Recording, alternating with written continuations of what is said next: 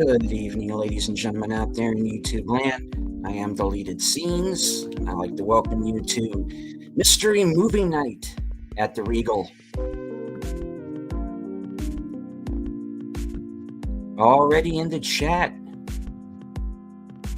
Emoji Queen, Lady Mist.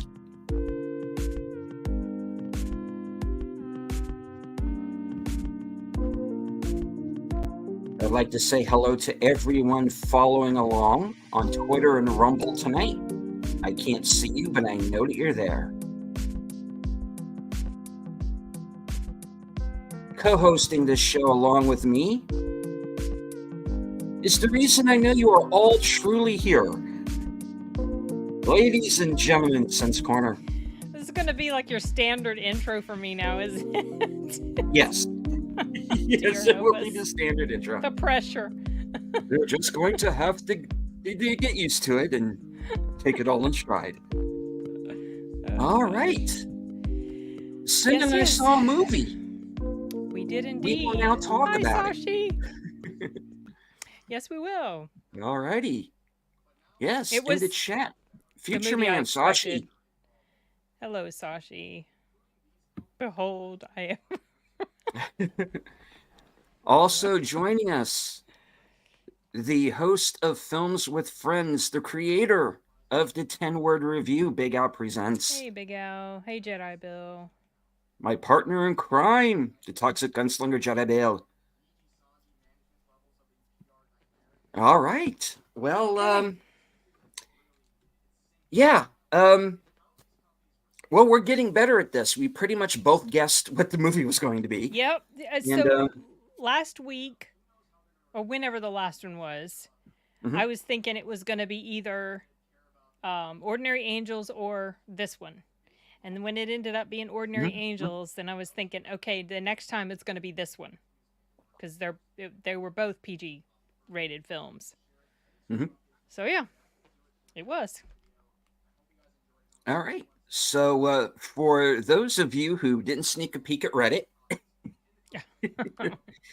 who turned out to be dead on correct this week, the movie was One Life, starring Anthony Hopkins, Helena Bonham Carter, Johnny Flynn, Lena Olin, and a face I hadn't seen in quite some time, Martha Keller. And who was that? She played Betty Maxwell, the French woman. Oh, the French lady. Okay. Yeah, the French lady. Yeah. Okay. And you might remember some movie fans out there might remember her from Marathon Man with. No. Yeah. Okay. With. I mean, I know she Dustin looked Hoffman. familiar, but I couldn't place her. I have seen Marathon Man at least twice in my life. Was she the love interest? Yes. Of him? Okay. Okay. Wow. Has been a bit. So Indeed. This movie. Says local Harkins is now hosting the Mystery Movie Night. Nice. Oh, nice. All right. That's fun. So I'm really bummed. I'm gonna miss the next two, y'all. Yeah. The next two, unless there's someone out there who knows someone out there who's doing the Mystery Nights who wants to join me for the next couple of nights, I will be flying. So you won't be all alone. we are. There are 4, including this one, 4 Mystery Movie Nights in a row. And unfortunately, which has never happened before, to our knowledge, and it comes down right in the middle of Sin's vacation. So my work/vacation time away, and it's really aggravating. Okay. Haven't seen this one. Does it have a sufficient amount of strong, independent women? It has strong, independent women. There wasn't that messaging. Not in your face. It's not messaging. Yeah, there was none of that stuff, Sashi. Okay. In here. The story it tells the story of Nicholas Winton, who was one of a group of Brits who went into Czechoslovakia around just before the beginning of World War II.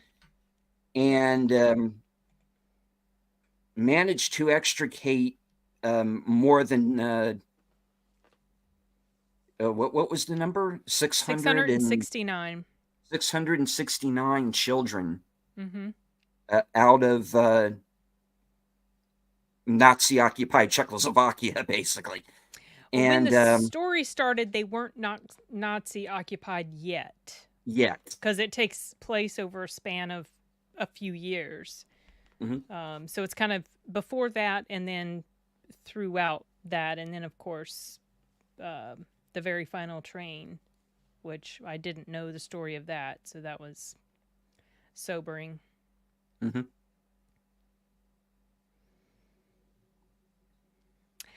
So you guys, I saw the trailer for this a while back. If you've seen the trailer, you might have a memory of seeing a video of the TV show that is portrayed in here. Real clips of the TV show. Mm-hmm. So I kind of knew what to expect as far as that part of the story.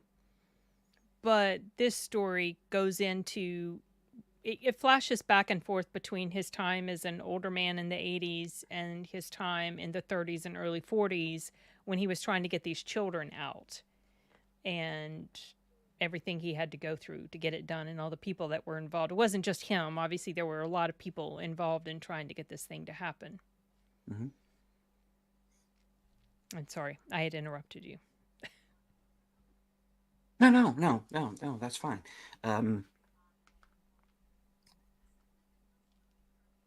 This is going to seem a little weird, and this is not me bagging on the movie at all. This is just me remembering a period in my movie-going life.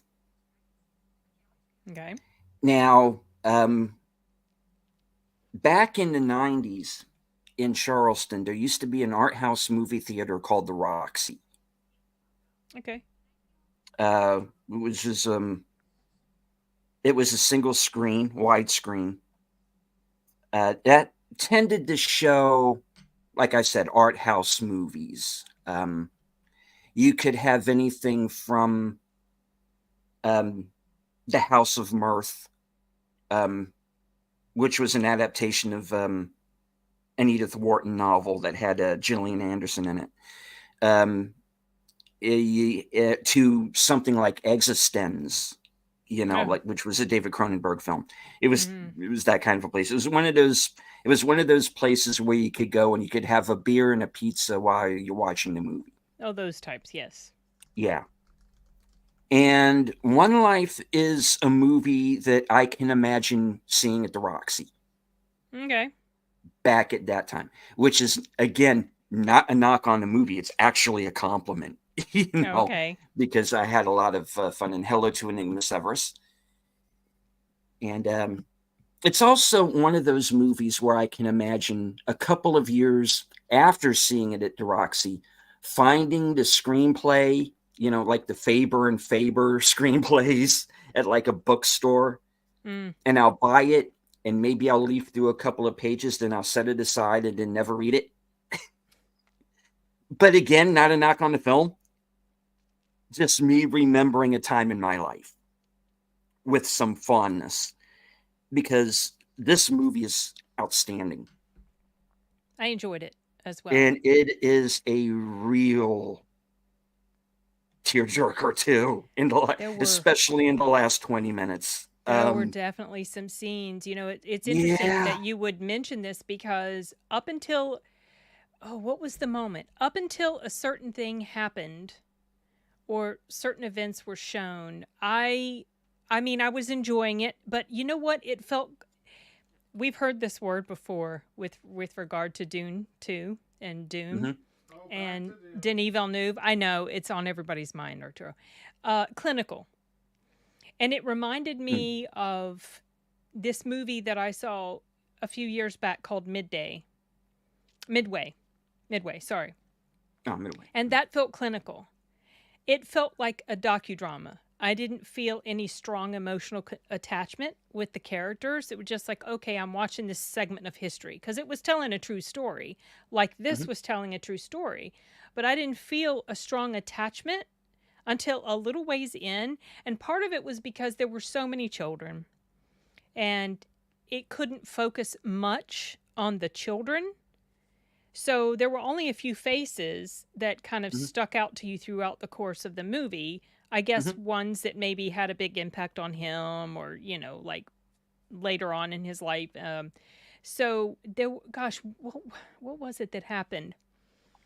Oh, a little spoilery, but not really. This is when I started to get, oof, like this is painful. This hurts my heart. Was when the two of the brothers were sent away and the one stayed behind.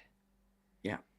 That was when, and from that point on, I felt more invested in what was happening emotionally.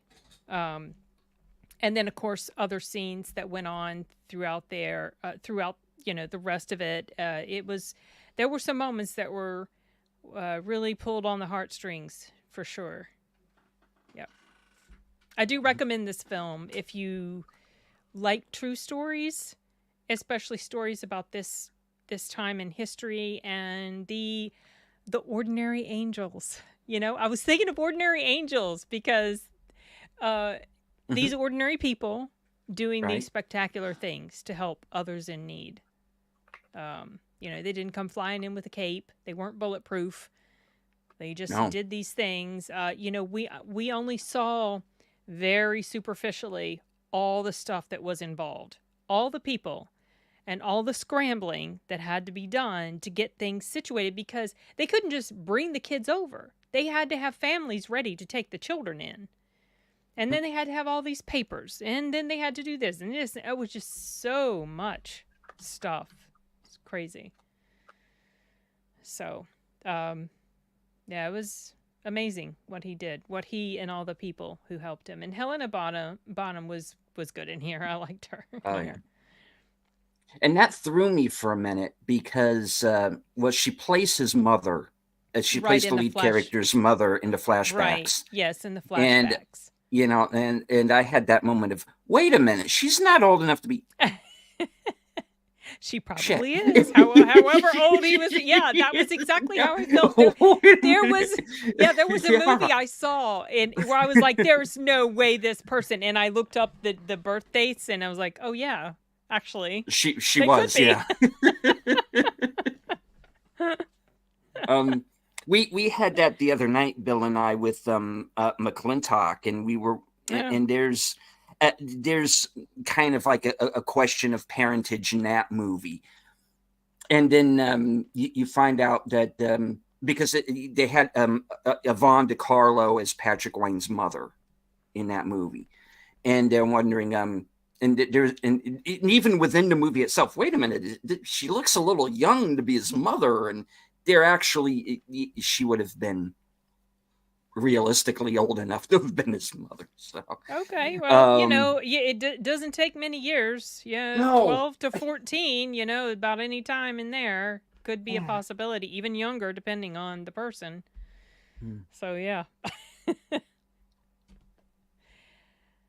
Yeah, so you have that minute of these actors that I grew up watching, right? Now playing the mothers and grandparents in these movies, and I'm like, Lena Olin felt a little too young. Lena Olin, yeah, she felt a little young to be the wife. I know she's several years younger than Anthony Hopkins, surely. Right? I feel like I need to look this up now. Deleted. Okay, hold on. Because when she first comes, I didn't realize that it was her. It's like quick looked at my phone to look it up because I was going till they showed her face. I went Rita Tushingham. Give me a minute. Well, no, Lena Olin. Holy smokes! Yep, okay, Lena Olin. See, so she is. Hold on. Okay. Oh my gosh, of course it's not. I have to open up this stupid. Her birth date is cut off. It just says March 22nd, and then the year is cut off. Here is a baby. They probably need to go out unless the guy's not here anymore. She was born in, okay, so she was born in 1955. So Anthony Hopkins is, yes, I am streaming. Anthony Hopkins, he was born, okay, there's less than 20 years difference between them. So I guess maybe she just looked quite a bit younger than him, even though she was made to look older than I think she normally looks. Yes, we are. We're so ageist. Yes, sorry.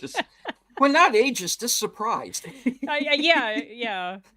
I mean, she was good in here. I like the chemistry between them. It was he was a little bit he had this little spunk about him. Sometimes he would kind of like take a swipe back at her. She would say something. Yeah. And then he would, like, specifically in relation to this show. Did you catch that part? Yeah. She said something, and then he said something else, and then she kind of changed her tune, and then he brought her original tune back around in her face. I thought it was funny. Yeah. Little moments of levity, which were kind of needed. Wasn't she in the Picasso movie with him? Or am I thinking of a different actress? I don't know, because I didn't see that movie. I could be wrong. Anyway, okay, we are not reviewing Surviving Picasso here, folks. But maybe some other time. But yeah, there's that usual witty British banter in a few spots in this movie. Yeah, that do give it a little bit of levity. Much needed levity, because the subject matter is heavy, y'all. Yeah. Just thinking about it. Just thinking about it. And you don't even my mystery movie buddy, she was telling me that she didn't really want to see it. And I said, "Well, you don't have to stay here just because I'm here. If you feel like you need to leave, that's fine, it's okay." And there was a scene that was happening on a train. And she says, "Oh, I can't watch this. I can't watch this." And she was like, looking at her phone, hiding her eye, because I guess she thought it was going to be something that was really going to be awful to watch. Yeah. But when that scene was over, I said, I knew that it really wasn't going to get too heavy as far as explicitly heavy, because it's PG, but just psychologically heavy. So there's that. You gonna take him out? Is your dad's friend still here? I don't know. Check first. Sorry. We got dogs that need to go to the potty. I know. And then be put to bed. All right. So, yeah, I recommend it. Highly. Yeah. For sure. Anthony Hopkins is great. I've never seen him in anything that he wasn't. Kind of low density heavy. Yeah. Yeah. Because it wasn't raw and brutal in your face, explicit, but the time period and all this stuff that's going on, and just the thought of the kids, and okay, Arthur. Oh. And that's Chibi. You want to take Levi too? Oh, Chibi. And them being separated from their families. I mean, that's terribly sad. That's really, really sad. Just thinking about it. Now, I think the movie that this obviously can be most compared to is, of course, Schindler's List. But this is nowhere near. I wouldn't call it near as graphic as right. What that went into, because Schindler's List is definitely, that's super heavy. Yeah. Maybe Schindler's List light. Yes. I mean, that's a good way to put it, because, Nicholas Winton and his associates are putting their own list together. Yeah. And you, and as you do in Schindler's List, you do get to know some of these, primarily kids, because it's kids that he's trying to save. Right. Trying to get out of the country. And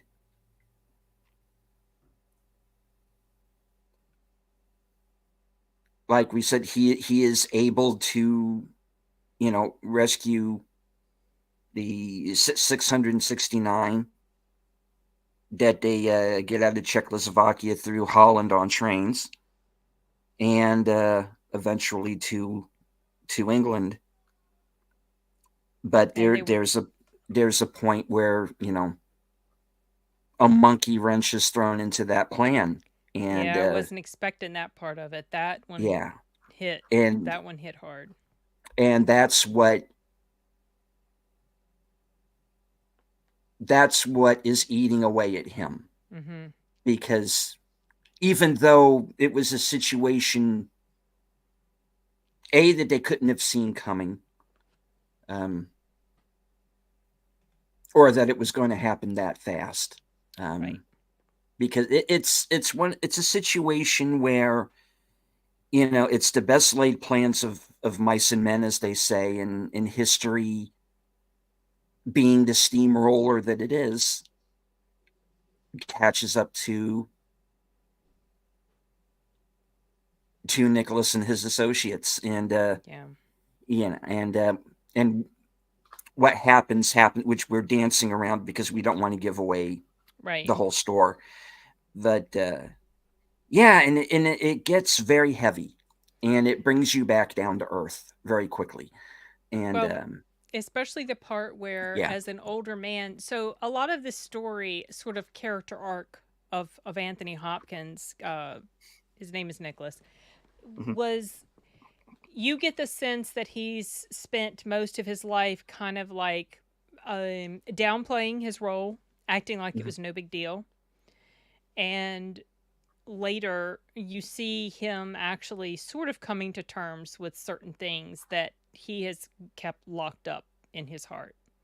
And he has this moment that was extremely touching. That was very sad. So he did good. He did a good job. If you're a fan of Anthony Hopkins, watch this one. Oh, movie. yes. He over here very much so. Yeah. Just hit out in the jungle. When I was growing... I know, Simon. Sorry. I'm getting distracted by the comments. Go ahead. Okay. No, it says, I was going to recommend this to you. The film is exactly what I thought it would be. It doesn't do anything fancy, but it's a story worth telling. Yes. Yeah, and the thing at the end, yes, the real thing at the end is available to watch. I saw it years ago. Very touching moment on camera. And so when I saw the trailer, like I mentioned, I knew exactly what this story was going to be about. It was, it's about this guy. Okay, cool. Yeah. So I was going to say, when I got up into my middle school years, that's when a lot of the Cambodian kids, the kids who were being raised in America, whose parents had fled the Khmer Rouge. Oh. And some of the stories that they had, I definitely was thinking of them when I was watching this movie. I bet. Yeah.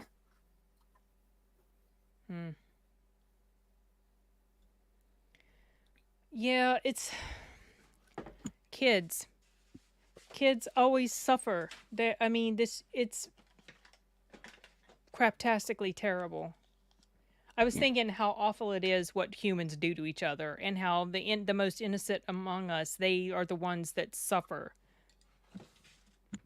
so much because they're so tiny and they have no idea what the heck is going on. And then to be separated from your parents, can you just, like, I was just thinking about the fact that he saved all these people, and they were torn away from their families because of protection. They were being protected. It wasn't like, you know what I mean? But because of these awful events that happened to them, they were able to go, the statistic that they gave at the end about how many people are here because of these children that he saved was touching to see that.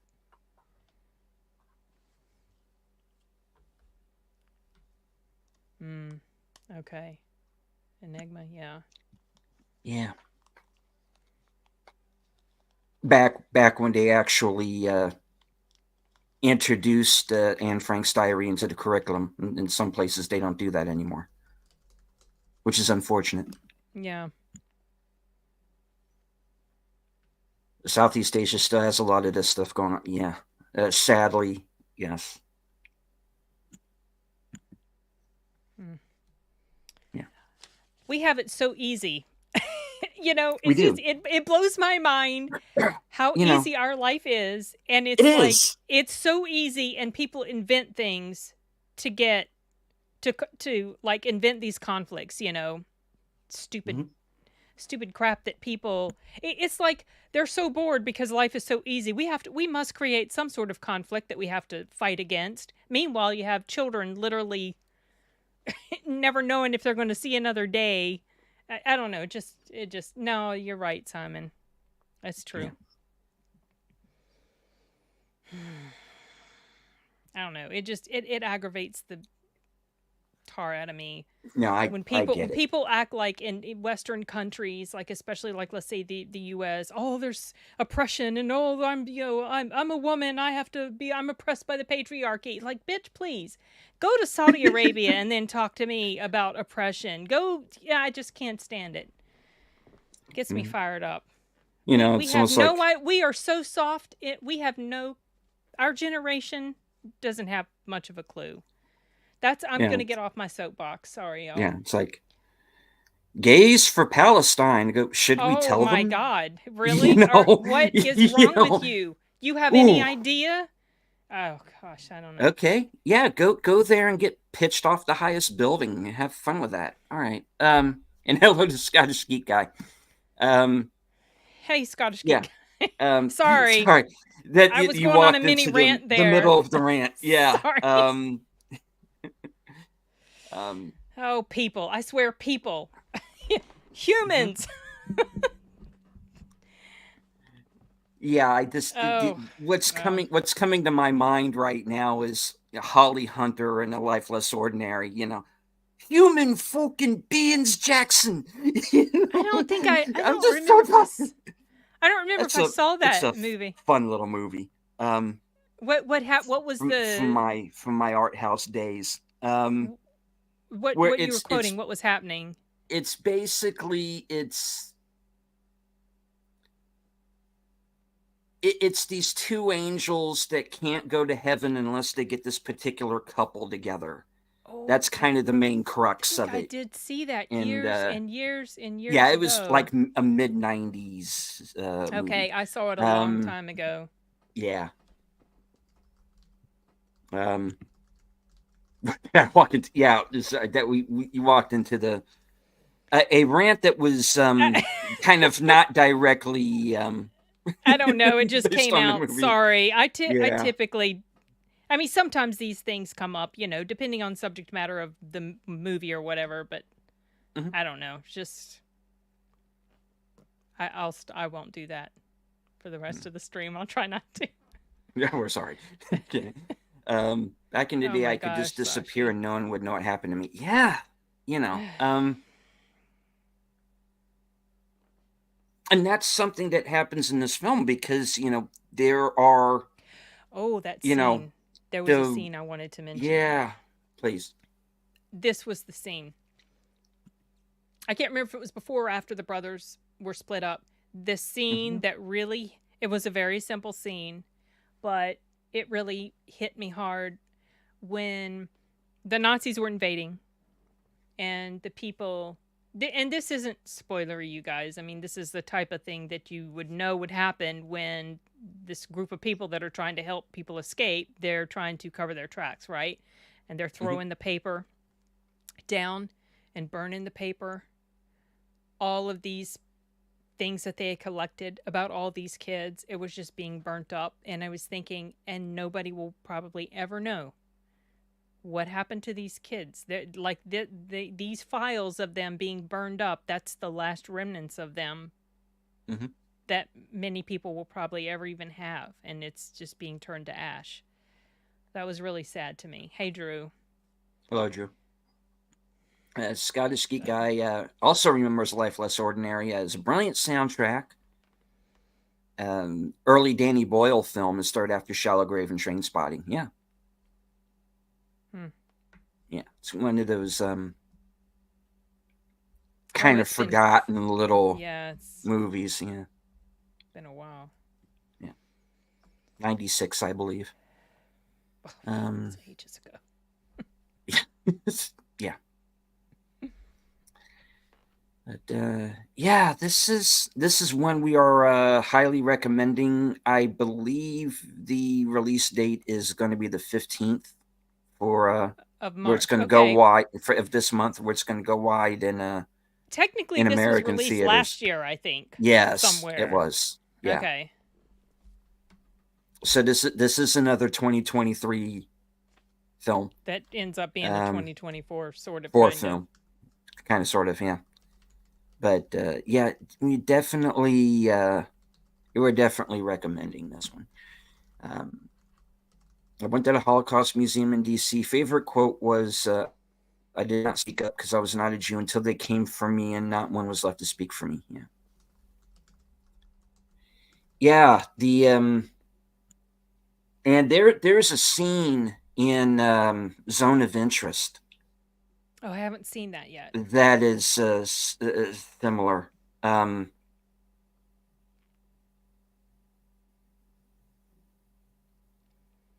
Yeah. Similar to the that has the shoes and the luggage. Yeah. The shoes and the luggage. Yeah. Mighty Goose is December 2023 in Australia. Yeah, so this was a movie that did I think get a release in Europe first before. It's one of those very understated British movies, you know. This is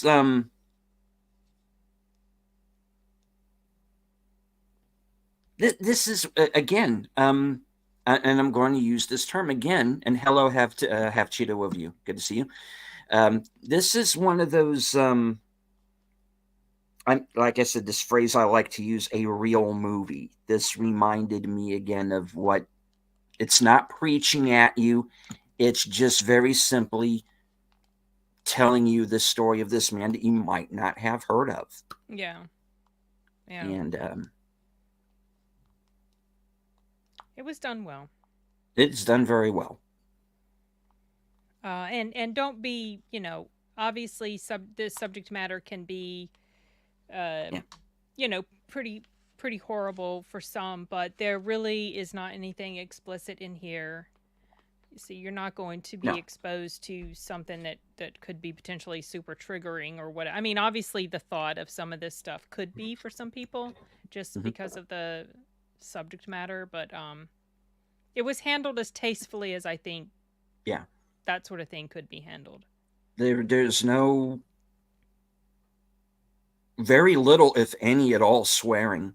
There's no violence. There's a lot there's one scene where something is implied, but that's pretty much it. Yeah.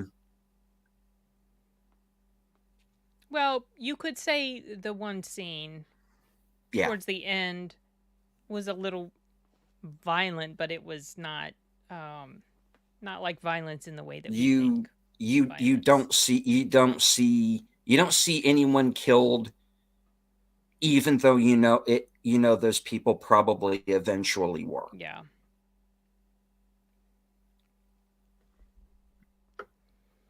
And Have Cheetah Review says he wants to see Zone of Interest. Yeah, Zone of Interest is another movie that doesn't show you a whole lot. It implies a lot. Do you so I've heard some mixed reviews. Most people really enjoy Zone of Interest. Then I saw one of my YouTube movie buddies who watched it and was like, I didn't feel like it was. I didn't feel like it was all that. Yeah, I think I know who you mean. And if we are talking about the same person, I think he missed the point of the ending. Okay. To be honest, because the ending, And I'm trying to do this without going into spoilers for Zone of Interest. Even though you can very easily look up.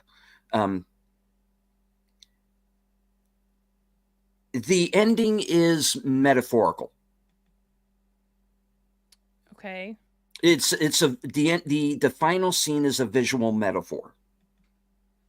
Okay. And I'll say it to you when we're off screen. What my interpretation of the ending is. Okay. Because it ends. It does not end in the way that you think. It ends very abrupt as well. Oh, yeah. With that type of ending. Yes.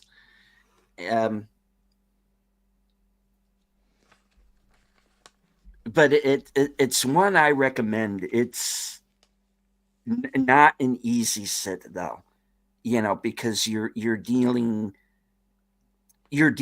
with the Holocaust through the eyes of someone who is causing that right pain. It's a family that It's they the live right camp. next. It's the camp commandant of Auschwitz. Okay. And his family.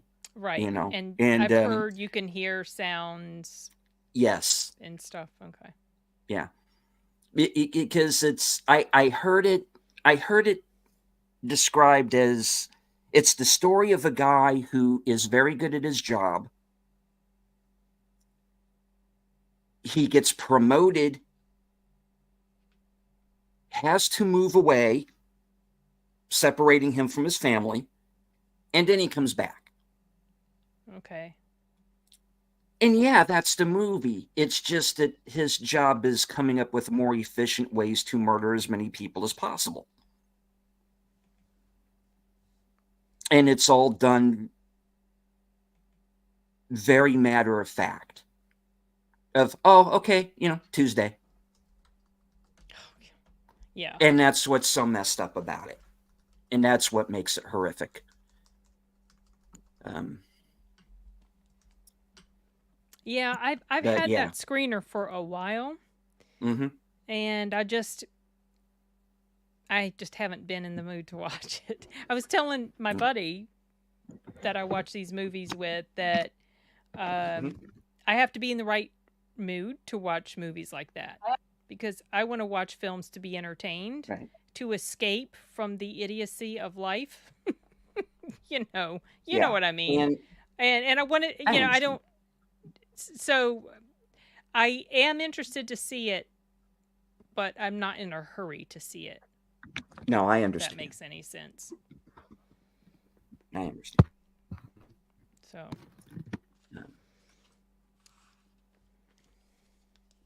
Anyway, I don't have a ton to say more about this film. It's simple, it's effective. It's not so overwhelming that it leaves you horrendously depressed at the end, but it is sobering, touching. I know, Sashi, even in the movies, it feels like. That's why I'm so happy when there's a movie that doesn't have so much lunacy in it.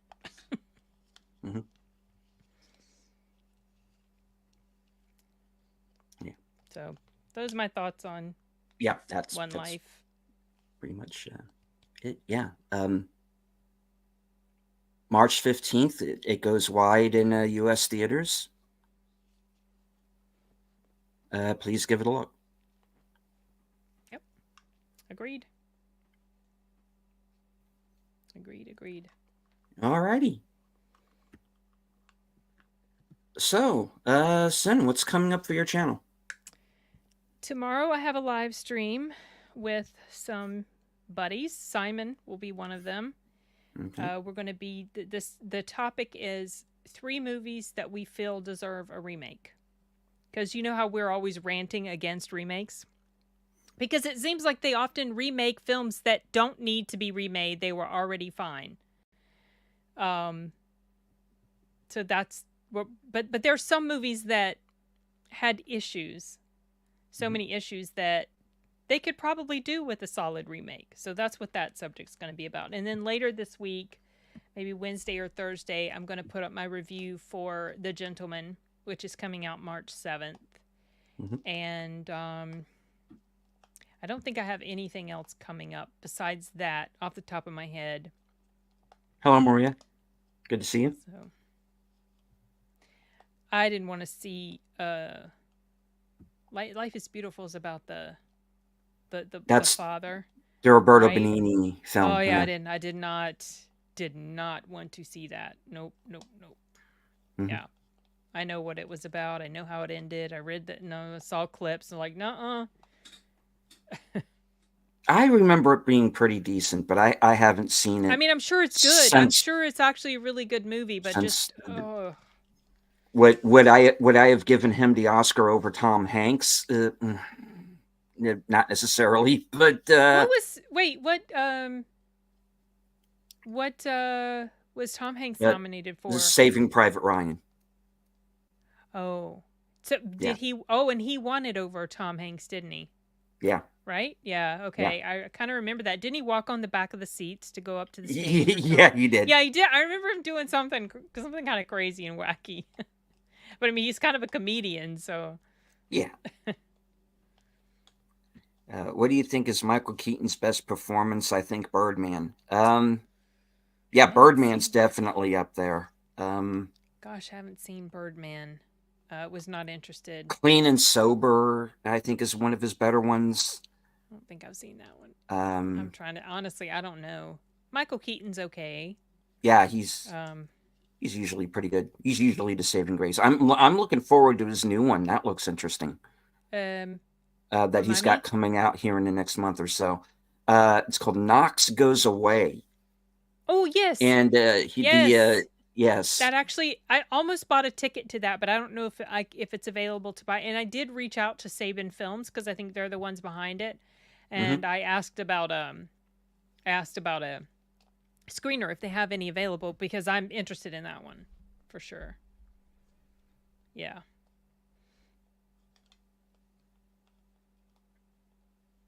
Yeah, there's a few interesting ones. We also have Cabrini coming out this week. Yeah, I don't know if I'm really interested in that. So, I got my ticket to Ghostbusters. Ghostbusters is the 22nd. I'm going to see that the day after I get home from California. And hello to Dead Man Walking.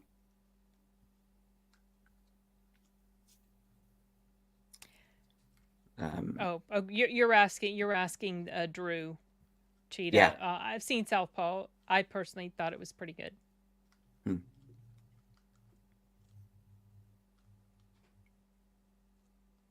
All right. So that leaves me tomorrow night. Join me back right here Tuesday at 8:30 for Live from Sparkwood 21. It is a retrospective of the Twin Peaks television series. We're going into the second half of season 2. Troy Pacelli, Netter's Network, and Aged Boomer are going to be joining me. Thursday, 3 p.m., I will be joining Jedi Bill for Action Theater, and we are going to be watching Predator. Yeah. Such a good film. Okay. Later on this week will be my my Oscar prediction special. Oh yes, that one. Your prediction. That's not the one where you're prediction special. Okay, that's Sunday night's the one where I'm actually going to be where I'm going to go live, and I'm just basically going to crap on the Oscars while it's on. So yeah.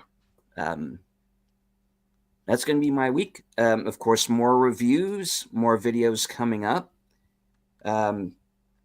So stay tuned to my community page. I usually post it before I go on. So stay tuned. And of course, this show live for the next three weeks. Unfortunately, 2 of which without Sin. which is kind of sad. I'm sad that I'm going to be missing them. Yeah. Although if the movie that everybody says is going to be next week is the one they're saying it is, that might be a rough one that you're probably going to be glad to skip. Yeah, I've been hearing the speculations. I saw the trailer and I'm like, nah, I'm not interested. But I don't know, it might be that one.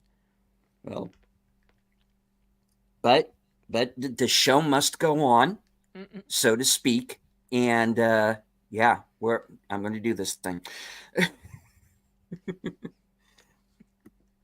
At least you get to catch the first one for those 2 weeks. Yeah. I'm looking forward to the horror one, whatever that's going to be. I have no clue. I haven't looked.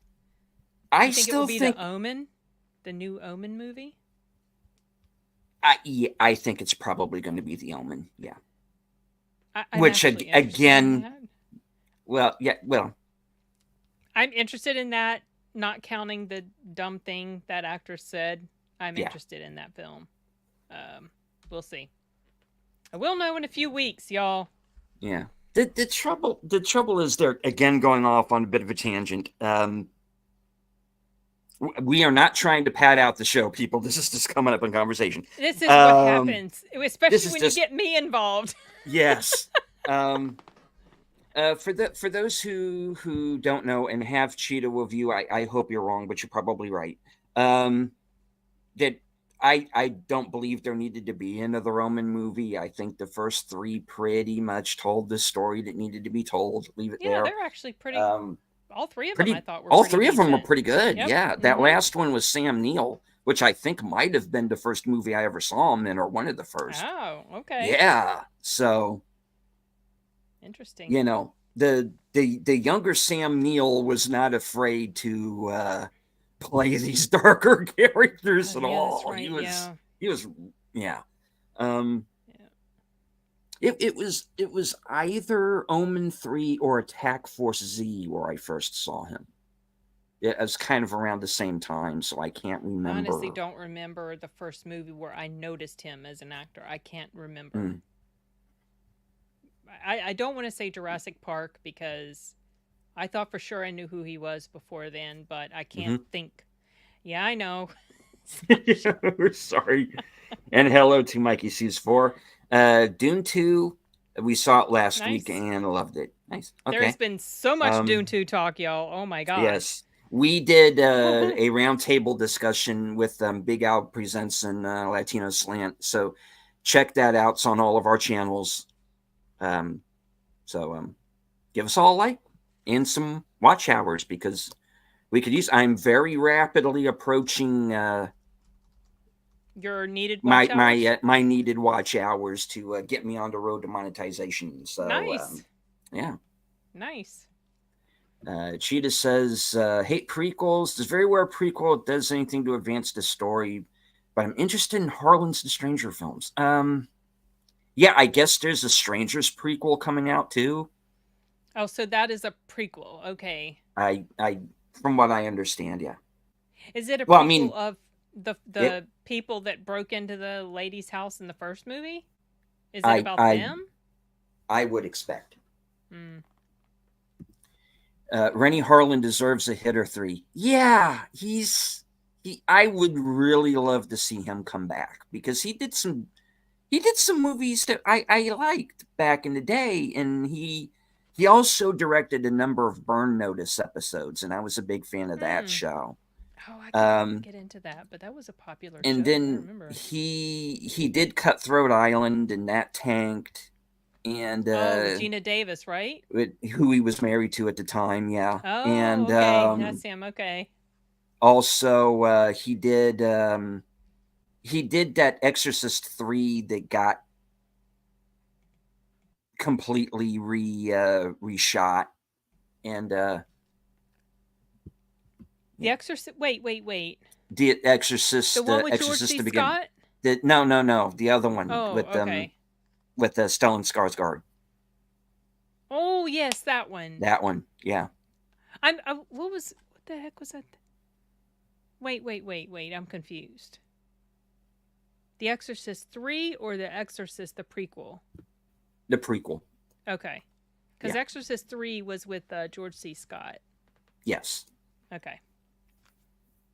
And that movie is actually really good. So check that out. Yes, if you ever get a chance to see Exorcist 3, it's please. Personally my favorite of the Exorcist movies. I know that seems sacrilegious, blasphemous to say that, but it is my favorite. Oh, it's good. Cheetah says Cutthroat Island, so much fun. Simon says, I'm surprised Cutthroat Island didn't completely end his career.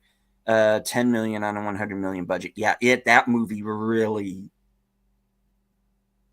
humped the bunk, as they say in Starship Troopers. I remember. I remember it just tanking completely. Yeah. Jeffrey Donovan. I'm currently watching him in the second season of Fargo. Dude, she's talking to people who aren't there, man. You know, yes, that he really gets into that Minnesota accent. Oh my goodness, everybody does, yeah. You know, but him especially in that season, he really goes over the top with it. Oh my gosh, he's so bad in there. She's seeing things that aren't there, man. I can't really do it the way he did. It was a little scary. The stuff she was doing. It's like, holy cow, this woman's unhinged. She is. I think Artur and I are watching it together, but he's had to go to work too early the past few Sundays for us to watch it. That's usually when we would sit down and watch an episode or two. We got to think 2 episodes left, 1 or 2, and it's really good. I've been enjoying Fargo a lot. Exorcist 3 is, you might feel like it's worth your time. Yeah. Honestly. Exorcist 2, I don't even know if I've watched it. Skip 2. All right, Simon. Yeah. This is a thing with Simon. It's an inside joke. Oh, Strange Days? Yeah, because he recommended Strange Days to me a couple years back, and I did watch it not long after he recommended it. And so then I told him I'd watched it, or he asked me, whatever. I indicated that I had seen it and I liked it. And then he asked me a second time. He had completely forgotten. And then I think he might have asked me, what, did you ask me a third time and you'd forgotten that you'd already asked me twice before? So now it's just become a thing. What do you think of Alan? Oh, I could see him play. I could see it. Yeah. It was 3 times. Okay. I could see him playing the Terminator. You know what I mean? In the Sarah Connor Chronicles, they had another guy playing like a model similar to Arnold's. They had the guy from they had Rigsby from The Mentalist, I think, was the T-800 in that, wasn't Big guy with a very thin upper lip. Yeah. Yeah. Yeah, I know you were. I know you were. I mean, I could see it, but only if they do some sort of a spin-off-y type of thing with a whole other storyline, and don't be trying to reboot or redo the other stuff, the stuff that's already been done. Yeah, Mentalist was a good show, but I think it went a season too long. Yeah, I never finished that one. I think I only got 1 season in, if that. Once they wrapped up the whole Red John storyline, that should have been the ending, and it kept going for like another season or season and a half or so, and then I just. Linda Hamilton says she's out for good. I don't blame her. I mean, oh boy, I'm still annoyed. You want to go into Dark Fate or? No. I was going to say, I mean, I could, but what I was going to say is I'm still annoyed at James Cameron for focusing on stupid Avatar, because I think if he had been involved in Dark Fate, it could have been actually really good. Okay, that's all I'll say about that. Who would you cast as a new Terminator? Well, if you're going to redo the story, I wouldn't cast anybody, because I don't think it needs to be redone. But if you're going to do some other sort of side spinoff where you have some other type of model, Richardson, I think he'd work. I think he'd be fine. But don't be redoing the Sarah Connor, John Connor. I don't know about that. We did have one that sorry. I starred here. Mikey says Yeah, we no, bought Wonka with Timothy Chalamet. He did a decent Comedy Betrayed in Dune 2. Yeah, he's good in both of those movies. I was very surprised. He finally sold me.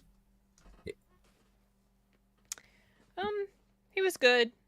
Yeah. I can't say I can't say he's won me over as an actor that I'm just clamoring to go see a movie because he's in it. He hasn't reached that point yet, but he was fine in in Dune 2. I'm willing to give him the benefit of the doubt now. Linda Hamilton did a cameo on the Chuck TV show and referenced the Terminator a lot. I'm sure she did. Yeah, she's coming to my local con this year. I'm so excited. I'm definitely going to go to her panel. Well, I mean, watch her cancel, but I'm going to go to her panel and I'm going to wear my Sarah Connor for President shirt that I wear every election day. No, Mikey. Mikey, I'm going to have to ask you to put down the whiskey and step away. Wait, what? Timothy who? Chalamet as Bond? Oh, no. Wait. Okay, because you spelled it different. That threw me for a bit. I thought you were thinking Timothy Dalton, and I was thinking he's already been Bond. Yeah. No to both of those. No. No. Lord. I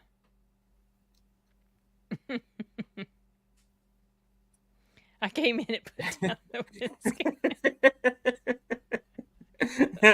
Samuel Proctor, hello. We're talking people out of terrible casting choices. Yeah.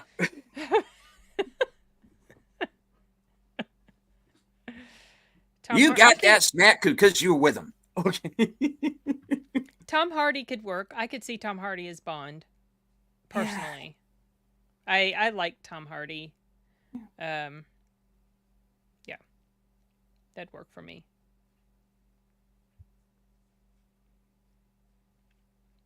Him or Aaron Taylor Johnson. Cavill, for sure, absolutely. Cavill, Aaron Taylor Johnson, maybe. Just somebody like them go back, adapt the original books as they are. Don't try to change them for these modern audiences that you think are there that don't exist. They can't. And they can't help themselves.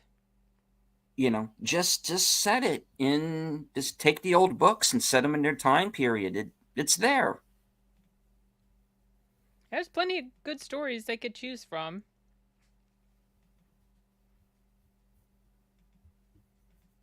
I guess we'll find out. I never watched the last one because I heard how it went, heard how it ended, wasn't interested. No. Well, you have to think of Craig's movies as their own pocket universe. Yeah, I guess you could. That's the only way to get through them. The trailer rubbed me wrong. I did a reaction to the trailer, and I remember not taking kindly to the chick who was taking on the 007 moniker. I did not like the way she was presented in the trailer, and so that immediately turned me off of the story. And then I was reading, leaks were coming out about how it was going to end, and then it did end up that those leaks were accurate. So I was like, I'm not going to go see it then. I've never gone to see a James Bond movie on the big screen, and the one I do wish I had seen was Skyfall. That's my favorite James Bond movie. Before that, it was From Russia with Love. Skyfall's actually pretty good. Oh, I love Skyfall. Craig's grit and brutal battle on himself and with others did so well on screen. It's hard to come away from that. Greg is not my favorite Bond, though, which is interesting. No. Even though Skyfall is my favorite. He didn't really do much for me as Bond. I just really like the story.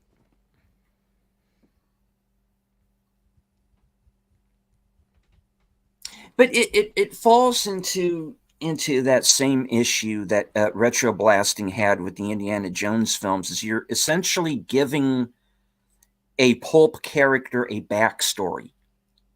You give him familial ties, and that tends to convolute things in a way that you don't need.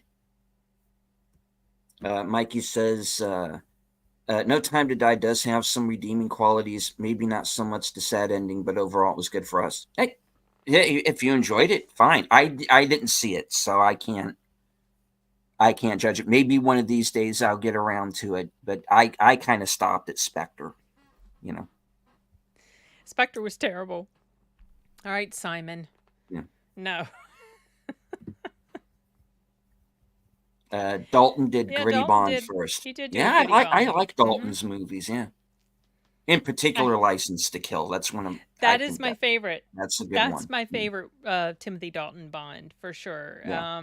I do have fond feelings for oh my gosh, The Living Daylights, because Aha did the theme song.